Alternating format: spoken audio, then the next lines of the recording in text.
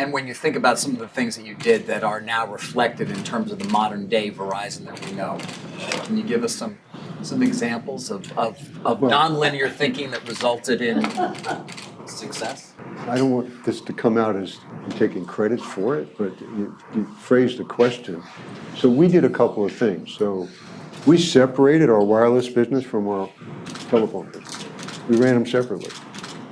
And in those days, people would say, no, there's one product and you ought to put them together and you ought to give customers a bottom of the bill discount. And we said, no, we don't think so. We're going to run them separately because this one's going to eat that one alive over time. And that's what's happened. So that was one thing we did. We were the first company to do that, actually. We separated them. We had a president of wireless and a president of telco. They used to fight internally, but we knew one was on a different trajectory to do that. So that's one thing we did. The other thing we did is we were big believers in investing in the wireless business. So we spent a lot of money investing in the wireless business. And I think the flagship issue for us was always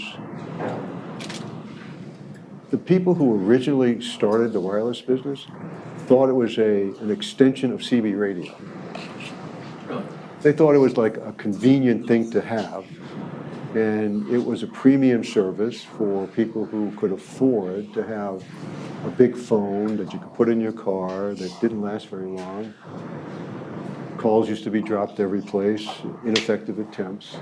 And so we were the first company that said, no, if this has to be a mainstream service, it has to be a substitute for your landline phone. And since I come out of the landline business, most of you would not know this, but we had a rule that when you picked up your landline phone and brought it to your ear, they had to be dial tone. There was never a time that if you picked it up and you didn't have dial tone that we were apoplectic. We would go crazy. And then the other issue is, of course, if your landline phone dropped a call, that was not good. So we had a long way to go in the wireless business to create that seamless quality. And out of that came famous, "Can you hear me now?" Okay, and that was a rallying cry. So that was the second thing we did. And then I think the thing that you're most familiar with is we decided that we were going to put fiber optics anywhere we could put fiber optics. So we built a fiber network because our engineers understood that wireless is terrific, but it only does so much.